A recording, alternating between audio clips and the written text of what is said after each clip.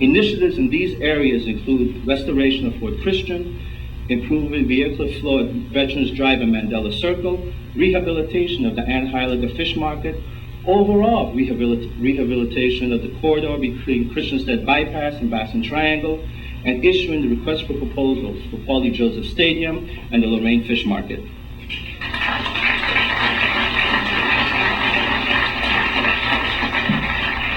On St. John, we are negotiating with the Urban Land Institute on proactive planning strategies and solutions for the many growth challenges confronting this island. This community-based initiative will set in motion a dynamic model that can be replicated throughout the territory and will support the efforts we have started in reviewing our zoning categories. All of our economic development efforts are being implemented in the context of strong investments in planning, commitments to strong environmental and land use regulation, and the support of smart growth strategies.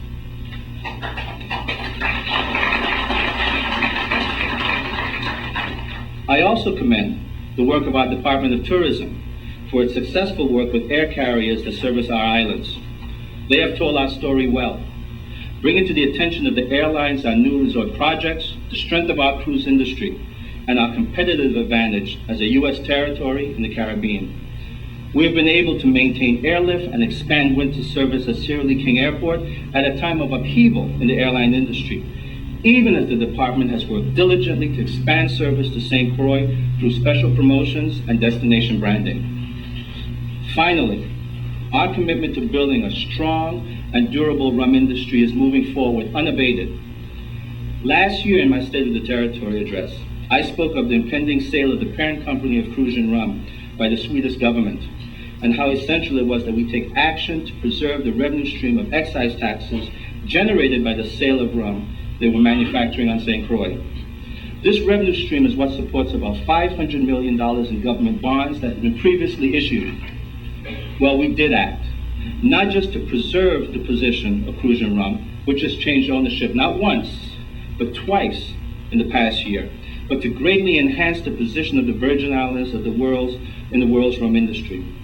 Last year at this time, I could not speak publicly about what we were working on, but with the legislature's approval of the agreement with Diageo, the world's leading premier drinks business, we are on the way to becoming a dramatically bigger and more powerful force in the rum industry.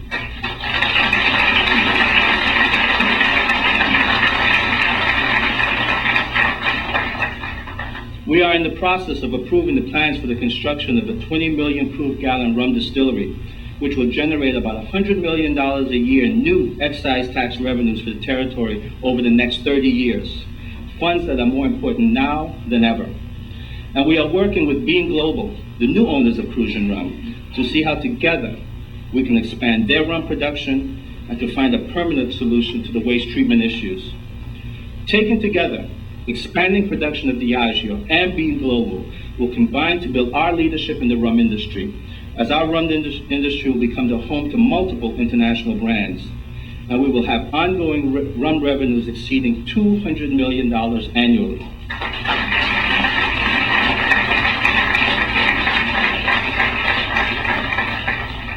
These revenues will provide us the capital investment capacity and revenues for funding long-term bonds, our pension fund commitments, and our long overdue employee obligations. At the same time, the development of the Diageo distillery at the St. Croix Renaissance Park represents a major step forward in the reemergence of that property as a cornerstone of the St. Croix economy. And perhaps this year, we will see a closure to the innovative bankruptcy saga and new ownership that will address both the concerns of the long-time workers there and our need as a community for investments in infrastructure technology that have been ignored for far too long. Technology is indeed an important element in our economic future. We are now just beginning to see the emergence of the University of the Virgin Islands Research and Technology Park as a driver of new opportunities and of our ability to bring our unique fiber assets, corporate tax advantages, and regional location to build long-term strategic partnerships. To date, the RT Park has negotiated strategic partnerships that will provide the technology infrastructure to attract companies seeking a competitive advantage in the economy. Taxes are never a popular topic of discussion, neither for taxpayers nor for legislators. But I do think we need to take a few moments to review where we are with respect to real property tax collection, especially in our tax receipts and as the other categories begin to fall as a consequence of the recession. We need to resolve this issue, as now more than ever, our ability to fairly impose and collect real property taxes is essential to all other commitments. In this effort, we remain hampered by continuing litigation, but we must reaffirm one core principle that is an obligation of ownership, that all taxes are due eventually. Although all of us who pay our fair share of taxes place a burden on the rest of those who don't. But what we did together in real property tax reform was a very big thing. We lowered taxes for the vast majority of Virgin Islands homeowners. We introduced a system that reflects the shared commitment to promoting home ownership. On the island of St. Croix, residential property taxes fell for the vast majority of homeowners by over 30% and by over 20% on St. Thomas.